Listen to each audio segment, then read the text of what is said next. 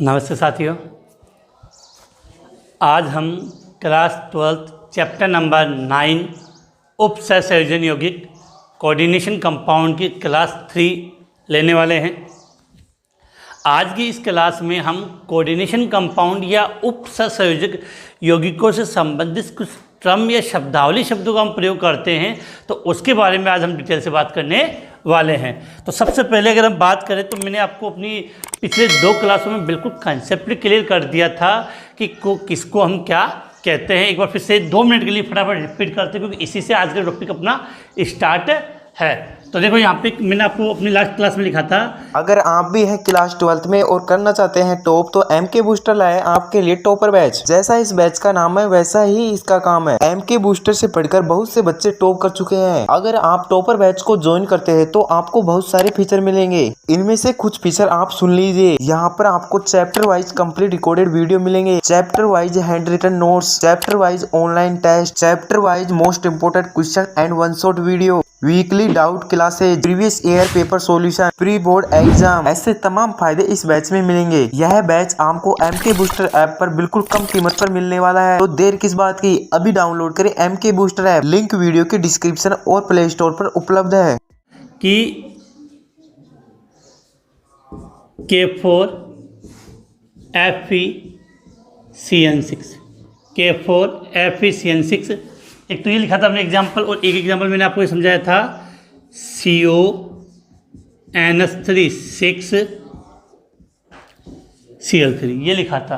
तो ज़्यादा बात ना करें तो मोटी मोटी बातें ये थी कि जो मैंने ये समझाया था कि जो स्क्वायर कोष्ठक के अंदर लिखा जाता है उसको हम क्या कहेंगे, समन्वय मंडल।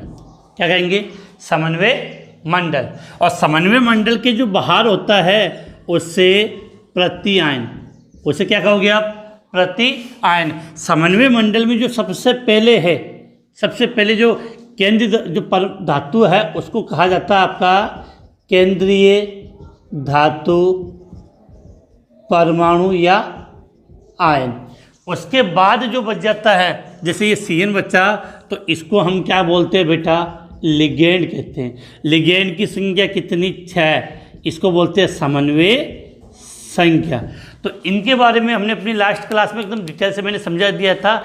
आज हम इन्हीं से टर्म्स की परिभाषा, इनके एग्जाम्पल अच्छे तरीके से समझना, और उसमें सबसे इम्पोर्टेंट टॉपिक जो आपको पूछा जाएगा वो क्या होता है, लिगेंड होता है।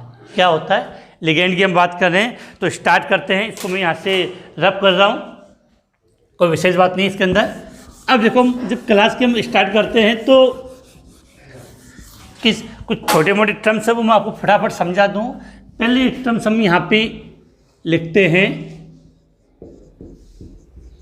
उप सहसंयोजन सत्ता। और मैंने आपको एक बात और कही थी कि जहाँ पर भी उप सहसंयोजन शब्द आ जाता है उसके स्थान पे आप एक शब्द का और यूज कर सकते हो, वो है समन्वय।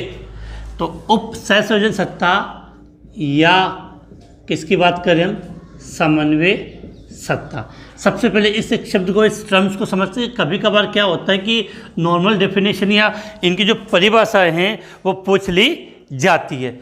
होता क्या है कि जो केंद्रीय धातु परमाणु या आयन एक निश्चित संख्या में किसी आयन या उदासीन अणुओं के द्वारा क्या होते हैं, जुड़े हुए होते हैं, उसके लिए हम क्या शब्द का प्रयोग करते हैं, उप सहसंयोजन सत्ता या समन्वय सत्ता। तो इसके लिए हम लिख सकते हैं कि यहाँ पे कि केंद्रीय धातु परमाणु, क्या लिखा बेटा, केंद्रीय धातु परमाणु या आयन, केंद्रीय धातु परमाणु या आयन से किसी निश्चित संख्या में आयन या उदासीन अणु केंद्रीय धातु परमाणु या आयन से किसी निश्चित संख्या में आयन या उदासीन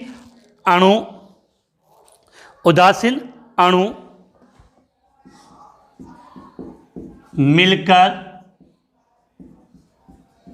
उपसंयोजन सत्ता का निर्माण करते हैं। पहला शब्द था कि उपसंयोजन सत्ता या समन्वय सत्ता किसे कहते हैं? तो जो केंद्रीय धातु परमाणु केंद्रीय परमाणु होगा उससे कुछ आयन या उदासीन अणु एक निश्चित संख्या में जुड़ के जो संरचना का निर्माण करते हैं उसे हम क्या बोलते हैं? उपसंयोजन सत्ता या समन्वय सत्ता। अगर इसको एग्जाम्पल के रूप में अगर रिप्रेजेंट करना चाहें तो जैसे आपने यहाँ लिख दिया NiCO4। एक और example platinum Cl2NH3 whole twice. तो ये इस प्रकार का जो पूरा कंपाउंड है उसके लिए हम किस शब्द का प्रयोग कर लेते हैं? उपसमन्वय सत्ता या उपसंयोजन सत्ता शब्द का प्रयोग करते हैं। अब सीधी सी बात है, होता क्या है कि ये केंद्रीय धातु परमाणु और इससे निश्चित संख्या में या तो कोई आयन जुड़ा होगा या उदासीन परमाणु, नॉर्मल है, कोई इतना विशेष पूछा नहीं जाता। अब यहाँ से अब इसी में अगर हम बात करेंगे, अगर आपसे पूछ लिया जाए कि केंद्रीय धातु परमाणु क्या होता है, केंद्रीय धातु परमाणु क्या होता है, तो हम क्या लिखेंगे? नंबर 2 पर देखो यहाँ पे कि केंद्रीय धातु या क्या लिखा मिल सकता है कि केंद्रीय धातु या केंद्रीय परमाणु या आयन। इसके लिए पूछ लिया जाए तो इसकी डेफिनेशन आप किस से रिप्रेजेंट करोगे? देखो आपको ये तो पता है कि ये जो Na लिखा है, ये प्लेटिनम लिखा है, इसको हम क्या कहेंगे? केंद्रीय धातु परमाणु या आयन। लेकिन शब्दों में कैसे रिप्रेजेंट करोगे ये अपने लिए सबसे ज़्यादा इंपॉर्टेंट है। तो लिखेंगे किसी उपसंयोजन सत्ता में, लिखेंगे कैसे बेटा इसके लिए कि किसी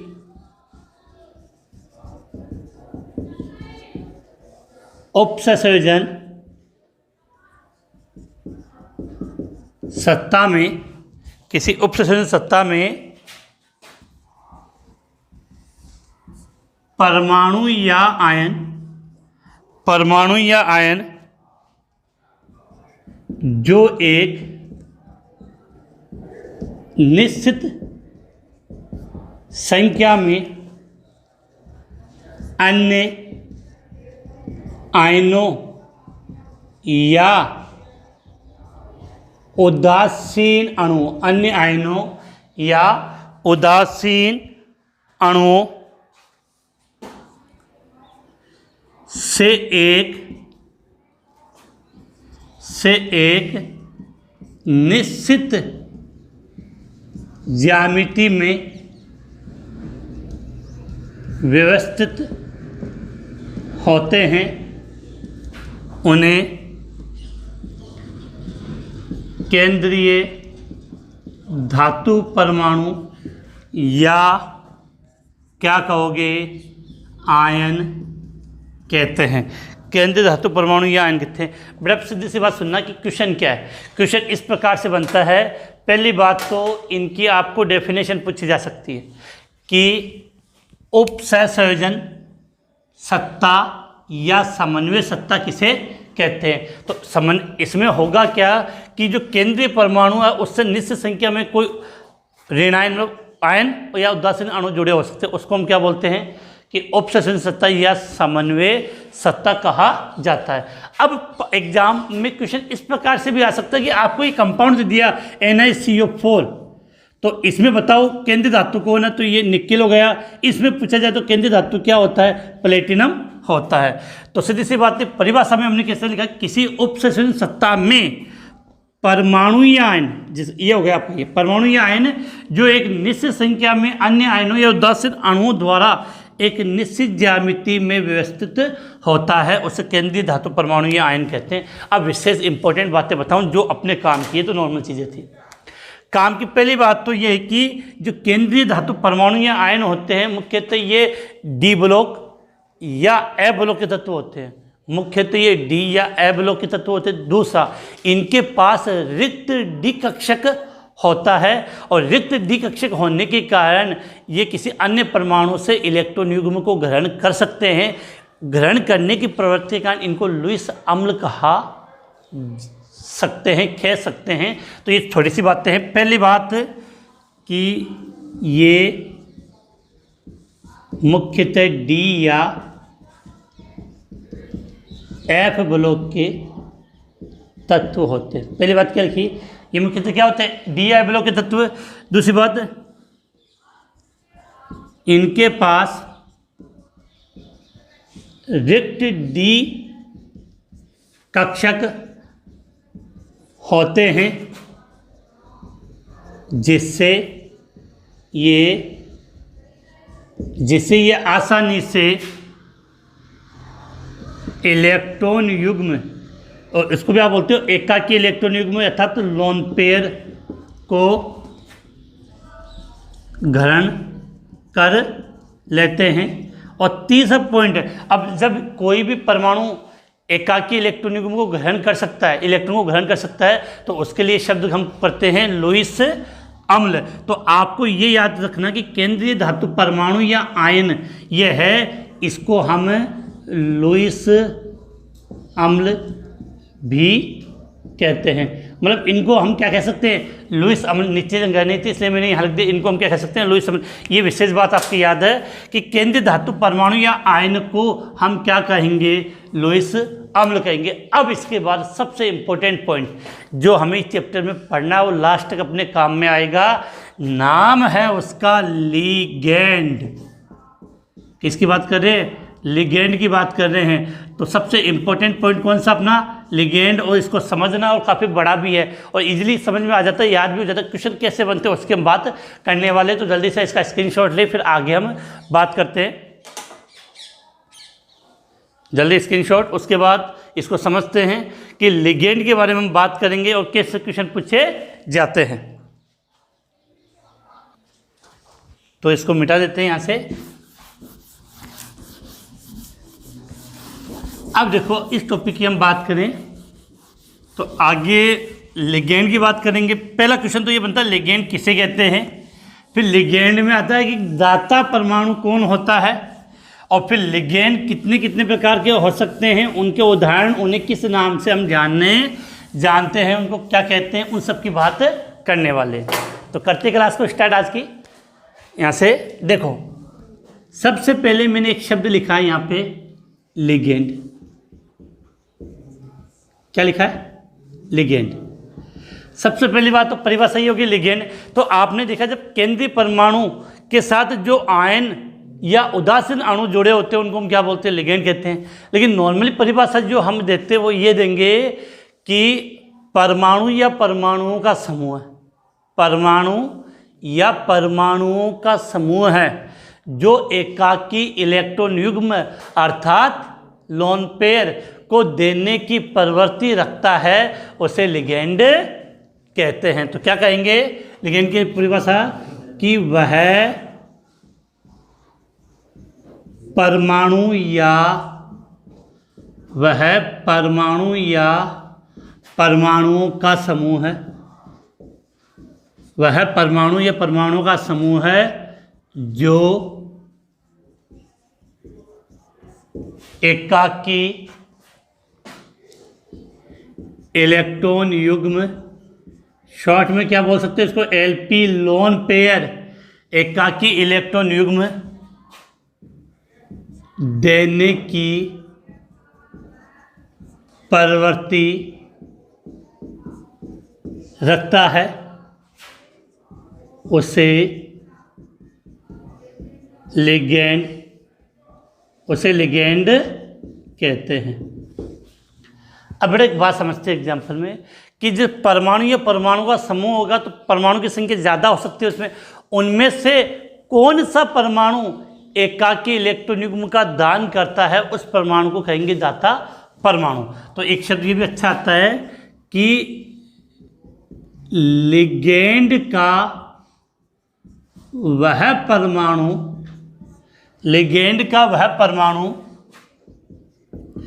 जो एकाकी इलेक्ट्रॉन युग्म का दान करता है, लिगेंड का वह परमाणु जो एकाकी इलेक्ट्रॉन युग्म का दान करता है उसे क्या कहेंगे, उसे दाता परमाणु कहते हैं। उसे दाता परमाणु कहते हैं। देखो बेटा बात समझो कि कहीं 3-4 दोस्त खड़े थे, तो कोई भीख मांगने आ गया वहाँ पे। तो भीख मांगने जब आ गया तो वो भीख तो सबसे मांगेगा, तो वो सब दोस्त एक दूसरे की तरफ देखने लग गए। अब उस कंडीशन में क्या होता है कि आप सब समझदार हो कि सब के सब दोस्त उसको देते नहीं, उनमें से कोई एक जना अपनी जेब से निकाल के उसको दे देगा, बाकी नहीं देंगे। तो वैसे कि परमाणु का जो समूह है जिसमें से वह परमाणु जो एकाकी इलेक्ट्रॉन युग्म में दान करता है वो क्या कहलाता है, दाता परमाणु। अब देखो, दाता परमाणु की संख्या के आधार पर लिगेंड के प्रकार, दाता परमाणु की संख्या के आधार पर, दाता परमाणु की संख्या के आधार पर किसके प्रकार की बात करें, लिगेंड के प्रकार। उसमें पहला प्रकार आता है आपका एक दंतुक लिगेंड। दाता परमाणु की संख्या के आधार पर लिगेंड का प्रकार, तो उसमें क्या लिखा मैंने, एक दंतुक लिगेंड। अब एक दंतुक लिगेंड का मतलब क्या होगा, सीधी बात है, एक जिसमें दाता परमाणु कितने होते हैं, एक होता है। तो ये यहाँ मुझे लगता नहीं डेफिनेशन लिखने की जरूरत पड़ेगी, तो इतना आप समझोगे। एक दंतुक लिगेंड या दंतुर बोल देते हैं, एक ही बात है। तो एक दंतुक लिगेंड किसे कहेंगे, वह लिगेंड जिसमें दाता परमाणु की संख्या एक होती है। तो शॉर्ट में लिख देते चाहे तो आप कि वह लिगेंड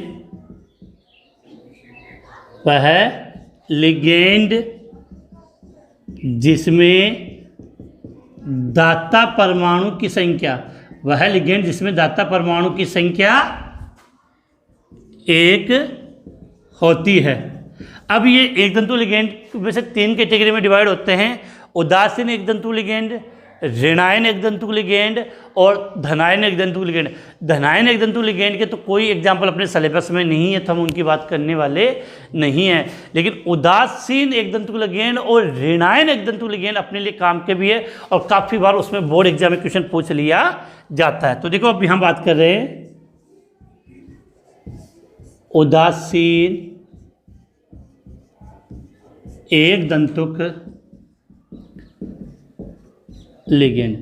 क्या लिखा है, उदासीन एक दंतुक लिगेंड। अब उदासीन एक दंतुक लिगेंड का मतलब क्या हुआ बेटा, जिसके ऊपर कोई चार्ज नहीं हो, कोई आवेश नहीं होता है, वो लिगेंड क्या कहलाएगा, उदासीन एक दंतुक लिगेंड। इसके 3-4 एग्जाम्पल लिखा रहा हूँ, बिल्कुल अच्छी तरीके से याद कर लेना, वो काफ़ी इंपॉर्टेंट भी और पूछे भी जाते हैं। देखो सबसे पहला लिगेंड के रूप में इसका उदासीन एक दंतुक लिगेंड में मैंने लिख दिया H2। दूसरा एक दंतुक लिगेंड में मैंने लिख दिया NH3। तीसरे में लिख दिया CO। अब ध्यान बेटा इनका नाम याद करना है। जब हम H2 आप सब जानते हो जल बोलते हैं, लेकिन जब हम लिगेंड के रूप में बात करें H2O को हम लिगेंड मानेंगे तो वहाँ इस H2O का नाम जल नहीं होता, इसको बोलते एक्वा। क्या बोलते हैं, इस H2O को एक्वा। जब NH3 की बात करें तो इसको बोलते हैं एमीन। CO कार्बन मोनोऑक्साइड होता है, लेकिन यहाँ पर आपको याद रखना है इसको हम क्या बोलेंगे, कार्बोनिल। क्या बोलेंगे, कार्बोनिल। क्या बोलेंगे बेटा, कार्बोनिल। तो ये याद होना चाहिए। H2 लिगेंड के रूप में क्या बोलेंगे, एक्वा। NH3 को एमीन, CO को कार्बोनिल। फिर एक आता है आपका PH3, इसको हम बोलते हैं फॉस्फीन। क्या बोलते हैं, PH3 को हम क्या बोलते हैं, फॉस्फीन। फिर देखो एक और आता है आपका 3H को हटाकर, जो बड़े एक शब्द रखना समझा रहा हूँ कि C6H6, इसको तो आप क्या कहते हो, बेंजीन। C6H6 को तो आप क्या कहते हो, बेंजीन। C6H6 से एक हाइड्रोजन मैंने हटा दिया, तो क्या बना दिया, C6H5। इसके लिए मैं शब्द काम में लेता हूँ, वो क्या होता है, फेनिल, और ये इसकी वैलेंस फेनिल, C6H5। तो मैंने यहाँ तीनों H हटा के C6H5 जोड़ दिया 3, ठीक है। इसको बोलते हैं फेनिल। तो ट्राइफेनिल, 3 हो गए, तो ट्राइफेनिल फॉस्फिन, ट्राइफेनिल फॉस्फिन, क्या नाम दे दिया बेटा? ट्राइफेनिल फॉस्फिन। और इसके बाद एक आता है C5H5N, C5H5N, जिसको हम बोलते हैं पिरिडीन। क्या बोलते हैं? पिरिडीन। C5H5 बोलते हैं पिरिडीन। और एक विशेष बात देखना कि इसको रिप्रेजेंट किससे किया जाता है? PY से। PY लिखा हो इसका मतलब हम किसकी बात कर रहे हैं? पिरिडीन। पिरिडीन का मतलब C5H5N।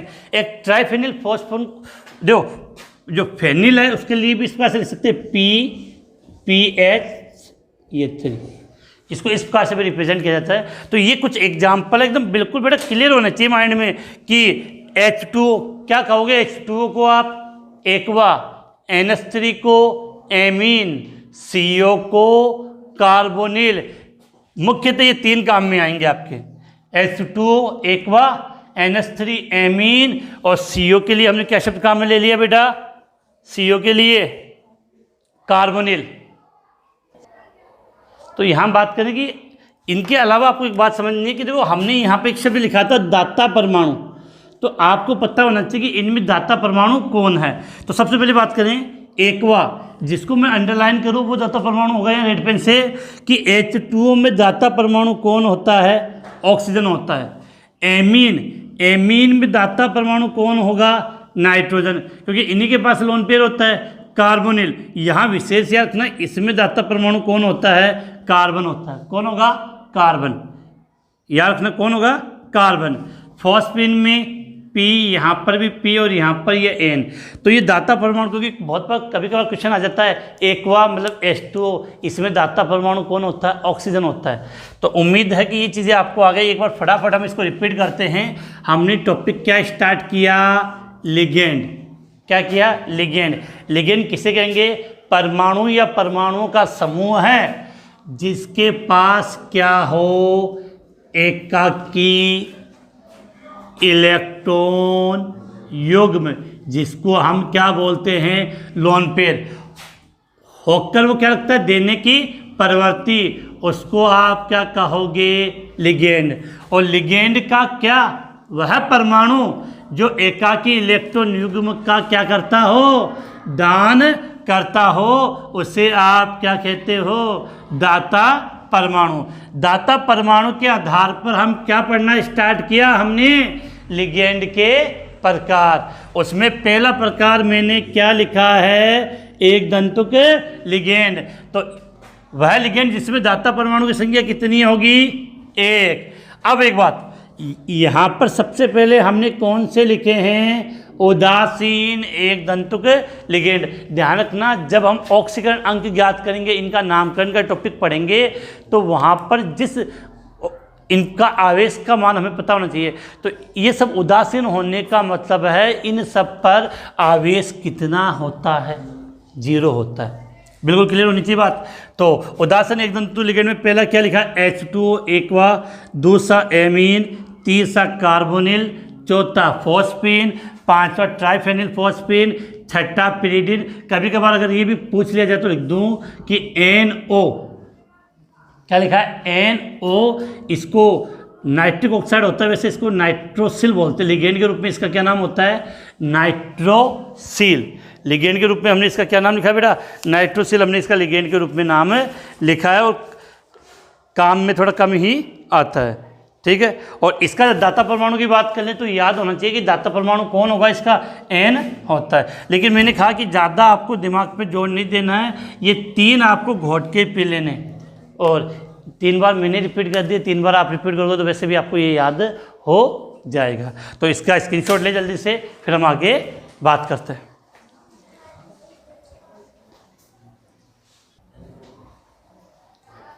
तो स्क्रीनशॉट आपने ले लिया। अब देखो इसको मैंने फिर से रिपीट करो, ये अच्छी तरह से आपको याद होना चाहिए। अब ये तो थे बेटा उदासीन एक दंतुक लिगेंड। हम उनकी बात करेंगे जिन पे ऋणावेश हो। ऋणावेश एक दंतुक लिगेंड। अब सीधी बात है, ऋणावेश एक दंतुक लिगेंड का मतलब क्या होगा? ऐसे लिगेंड जिन पे क्या होगा, ऋणावेश होगा। अब कौन कौन से हैं उनकी हम बात कर लेते हैं। देखो यहाँ पे हम बात करें कि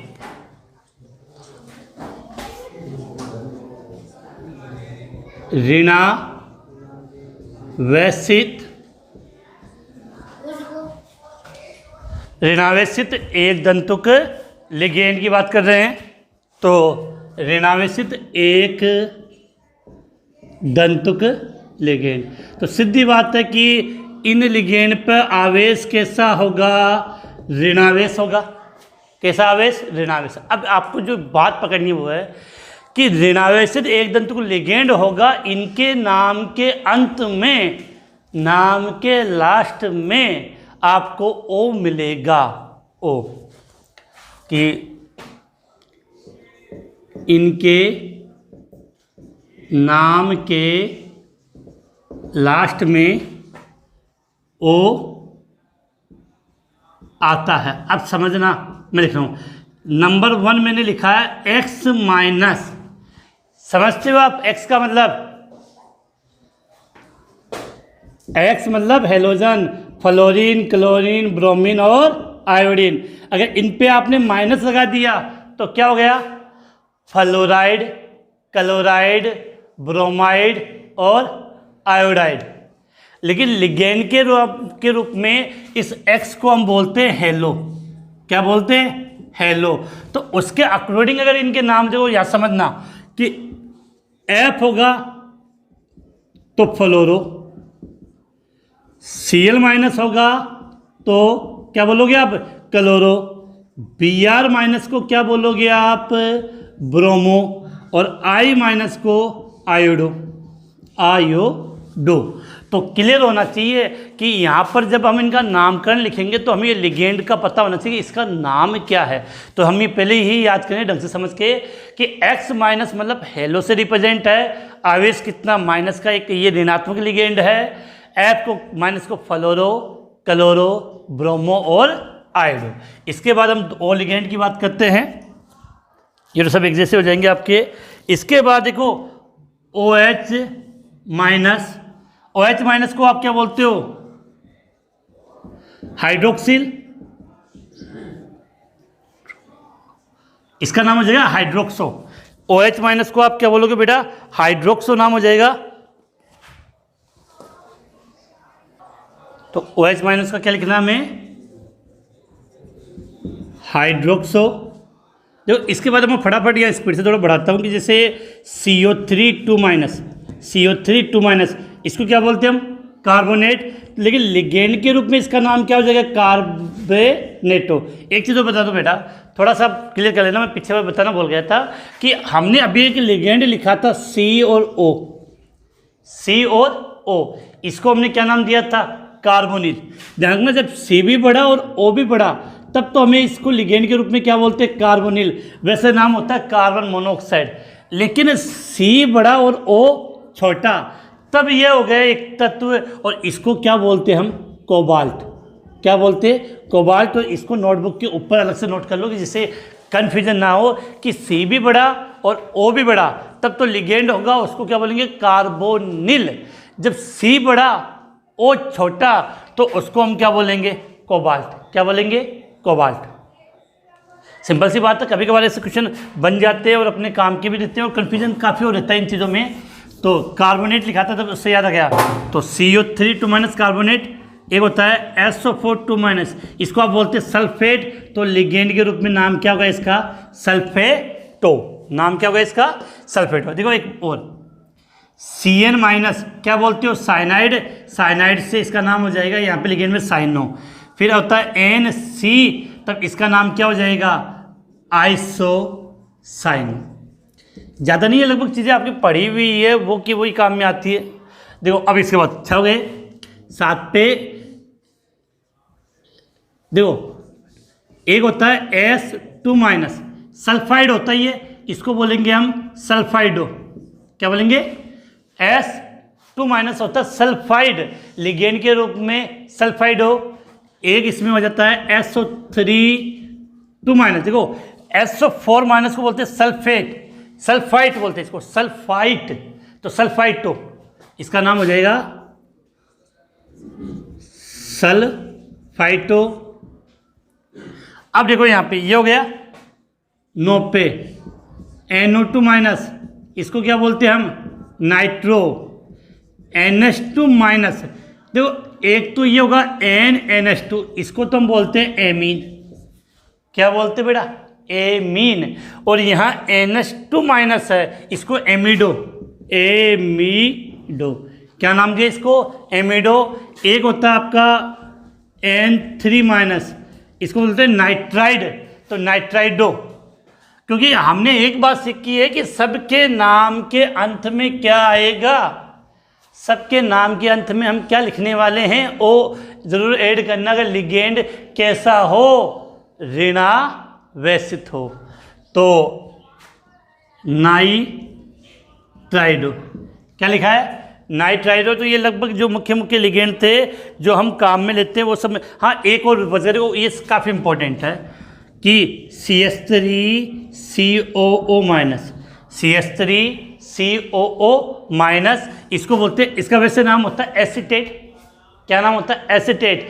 लेकिन यहाँ क्या हो जाएगा, एसीटेटो। यहाँ क्या लिख देंगे हम, एसीटेटो। तो बेटा एक बात और बात कि इन सब पर कितना आवेश है, जैसे इस पर -1 है, इस पर -3 है, इस पर -1, -1, -2। तो ये हमें पता होना चाहिए कौन से लिगेंड पे कितना आवेश है और उस लिगेंड को हम किस नाम से जानते हैं। तो जो मुख्य मुख्य लिगेंड थे वो सब मैंने लिख दिए हैं। अब आप इसका स्क्रीनशॉट ले, फिर हम आगे बात करें। इसके अलावा जो अपने लिए इंपॉर्टेंट लिगेंड हम उनकी बात कर लेते हैं फटाफट। स्क्रीनशॉट हो गया आपका, करें आगे इसको। तो याद क्या रखना था, ये क्या आपके ऋणावेशित एक तंतु लिगेंड और सबके नाम के लास्ट में क्या आएंगे। अब देखो बेटा सबसे इंपॉर्टेंट लिगेंड के मैं 3 एग्जाम्पल और लिखाऊंगा और वहाँ से डायरेक्टली क्वेश्चन आएगा कि इस लिगेंड का सूत्र लिखे। तो ये अपने लिए इंपॉर्टेंट है, तो क्लास को पकड़े रखें, कहीं हाथ से निकल ना जाए आपके हाथ से। तो देखो अब हम बात करें कि ये तो हमने पढ़ा था एक दंतुक लिगेंड। अब देखो मैं यहां लिख रहा हूं द्विदंतुक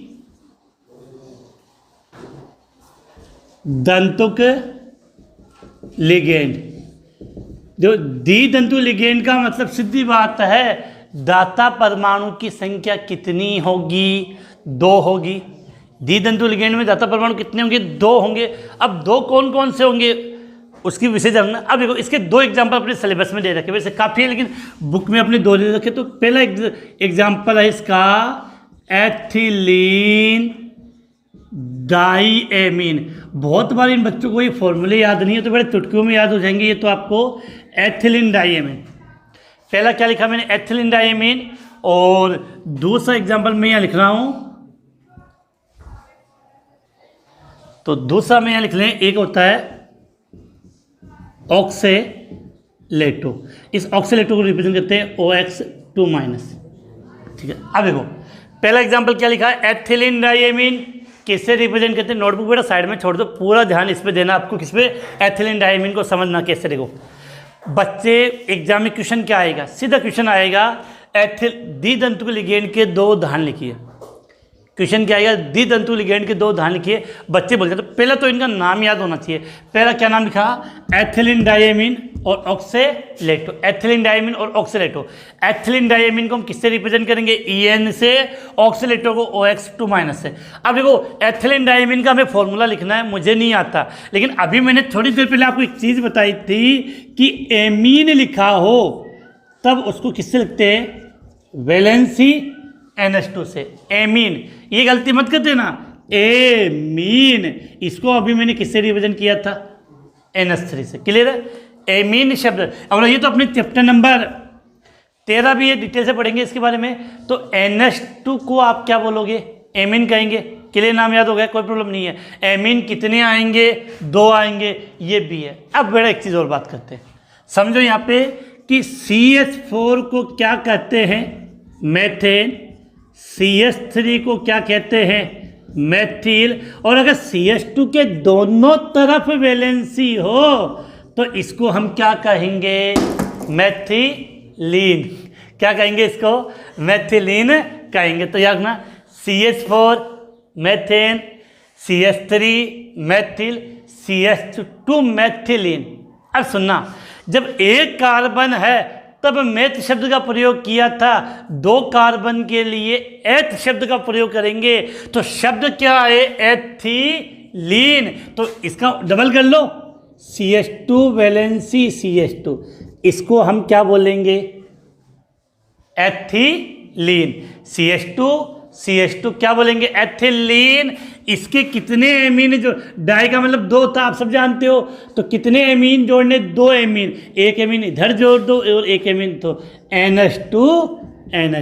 तो ये बन गया आपका एथिलीन डाई एमीन। तो आराम से याद हो जाएगा। लिखो, यहाँ पे लिखते हैं कि CH2 NH2 ये हो गया आपका एथिलीन डायमीन। अब बेटा विशेष बात, एथिलीन डायमीन लिख लिया। अब इसमें दाता परमाणु कितने होंगे बेटा? 2 होंगे। तो ये दोनों देखो, नाइट्रोजन के पास लोन पेयर होता, तो एक लोन पेयर इधर शो कर दिया और एक लोन पेयर इधर। तो दाता परमाणु कौन है इसमें? आपका नाइट्रोजन। तो उम्मीद है एथिलीन डायमीन का फॉर्मूला बिल्कुल इजीली समझ में आ गया। अब प्रॉब्लम किस में आती है? आपके ऑक्सलेटो में। आपने ऑक्सेलिक अम्ल का नाम सुना? बड़ा ऑक्सेलेटो, ऑक्जेलिक, ऑक्सेलिक एक ही शब्द है, कोई अंतर नहीं है। तो ऑक्सेलेटो की बात करें तो हमें एक फॉर्मूला सीखना है। उससे पहले आप में से किसी ने पढ़ा हो ऑक्जेलिक अम्ल। टमाटर क्या होता है? लाल लाल। तो टमाटर में कौन सा अम्ल होता है? ऑक्सेलिक अम्ल होता है। ऑक्सेलिक अम्ल का फॉर्मूला देखो, ये होता है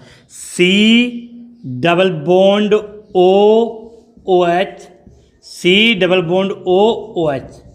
ये किसका फॉर्मूला है? ऑक्जेलिक या ऑक्सेलिक अम्ल बोलते हो। अब देखो, ऑक्सेलेटो ऋणावेश है। अब ऋणावेश कब होगा? तो ये तो गया ऑक्जेलिक अम्ल का। अगर आपको ऑक्सेलेटो बनाना है, इसी से बना, नाम क्लियर है, तो दोनों H को उठा दो। जब H प्लस का बाहर जाएगा तो निशान किसका आएगा? माइनस का। तो इसका मतलब ये हो गया C≡O≡O-।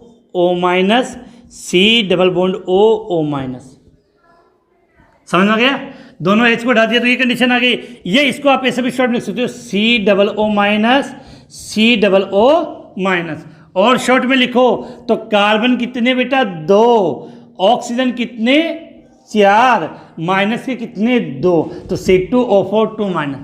ये किसका फॉर्मूला हो गया? ऑक्सेलेटो का। अब फिर से रिपीट कर दूं, यहां पर दाता परमाणु कौन होगा? ये जिस ऑक्सीजन पे किसका निशान है? माइनस का, वह दाता परमाणु है। तो ये दोनों एग्जाम्पल आपके लिए क्लियर होना चाहिए।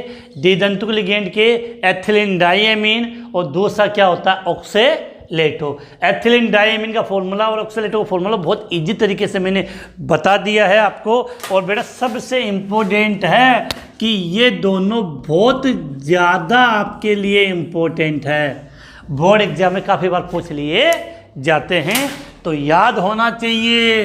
एथिलीन डायमीन को आप कैसे लिखोगे और ऑक्सेलेटो को आप कैसे रिप्रेजेंट करोगे? जल्दी से फोटो खींच लो इसकी।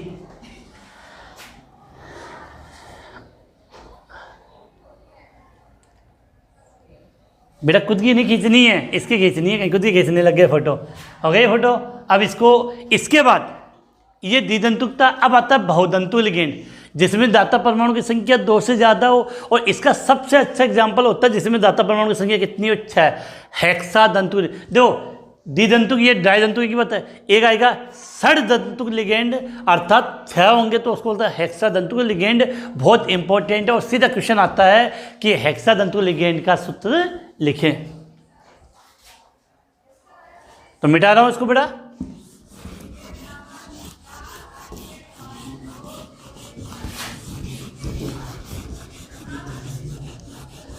अब देखो, बात करें हम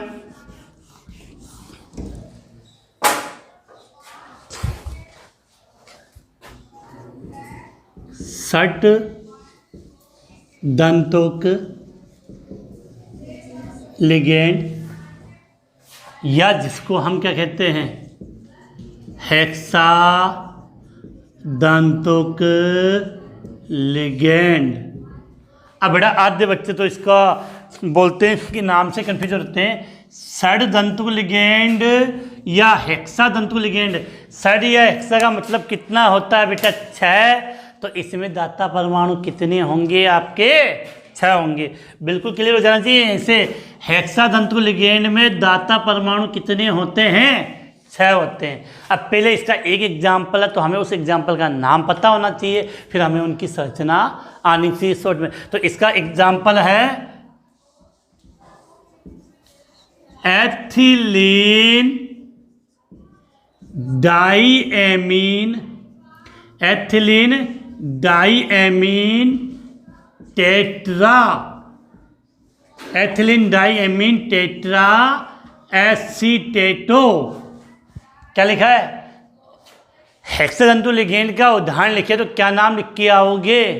अपना नहीं लिखना बेटा, इसका लिखना है एथिलीन डाईएमीन टेट्रा एसीटेटो। एथिलीन के लिए ई, डाईएमीन EDTA, शॉर्ट में लिखते हैं इसको EDTA, और ऊपर लगा देते हैं -4, मतलब कितना ऋणावेश है इसके ऊपर? -4।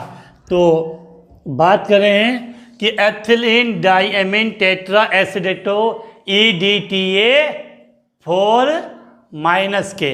अब बेटा बोलो सर नाम ही बड्डो है, संरचना क्या बंसी की? बेटा बिल्कुल कोई नाम जितो बड्डो ना बितो ईजी है। देखो कैसे, एथिलीन डाईएमीन, आपने इसका अभी फॉर्मूला बनाया था, बनाया सिक्का हाँ तो भर दिया करो बेटा कमेंट्स में। एसीटेटो का फॉर्मूला लिखा था। एसीटेटो कितने? टेट्रा। देखो डाई का मतलब 2, ट्राई का मतलब 3, टेट्रा का मतलब 4। अब देखो बेटा पहले हम समझते हैं एसीटेटो फॉर्मूला क्या होगा? CH3COO-। ऐसे कितने होंगे? 4 होंगे। ये तो बात क्लियर होगी। टेट्रा एसीटेटो बना दिया, 4 बन गए। अब देखो क्या एथिलीन डाईएमीन, एथिलीन डाईएमीन का फॉर्मूला अभी सिखाया था मैंने आपको। क्या? CH2 एक NH2 इधर जोड़ दिया, दूसरा NH2 यहाँ जोड़ दिया। बोलो इतनी स्ट्रक्चर बनाने में कोई प्रॉब्लम आई क्या? नहीं आई। एथिलीन डाईएमीन टेट्रा एसीटेटो, तो ये हो गया एथिलीन डाईएमीन। अब देखो एथिलीन डाईएमीन बना दिया, उससे कितने जोड़ने हैं आपको?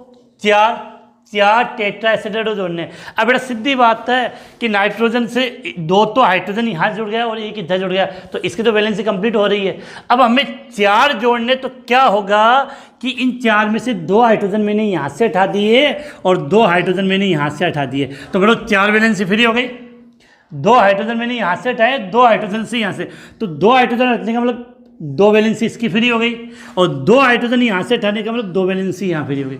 अब देखो इसको इस कार्बन से जोड़ना है, इसको इस कार्बन से जोड़ना। अब देखो बेटा कार्बन की वैलेंसी 4 होती है, तो ये एसीटेटो कैसे है? ये है CH, जो ऐसे बना हुआ है, इसको यहाँ समझते पहले,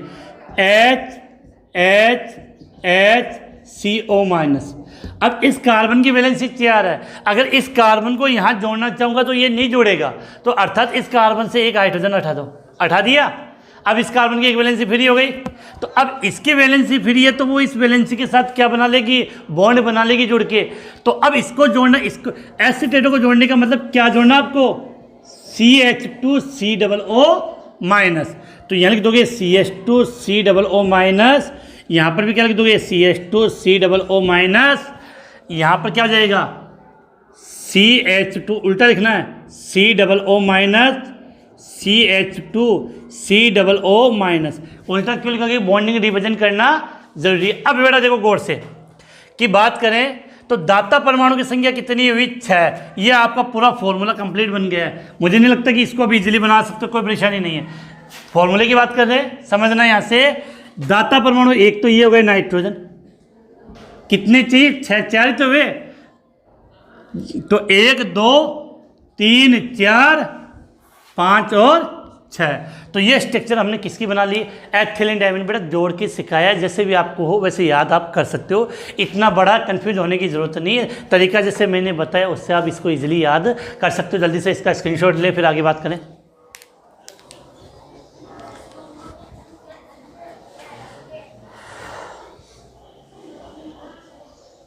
तो आपका स्क्रीनशॉट हो गया। अब देखो बेटा, इसके बाद सबसे इम्पोर्टेंट बात ये है कि चैप्टर स्टार्ट किया था लिगेंड हमने पढ़ लिया, जितना मैंने बताया उतना आप याद कर लोगे तो आपकी गाड़ी रुकेगी नहीं, दौड़ेगी बिल्कुल। अब आगे क्या करना वो समझो।